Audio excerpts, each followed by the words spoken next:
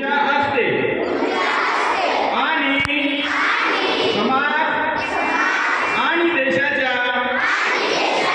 विकासात युवकांच्या शक्तीचे महत्त्वाचे योगदान असते।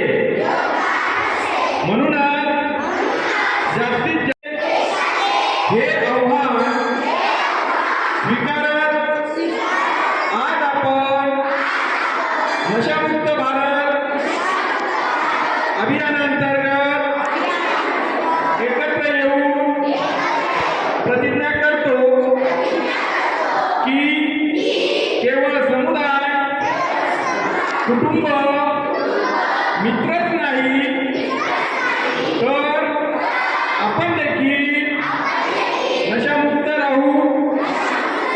कारण बदलाची सुरुवात स्वतःपासून झाली पाहिजे।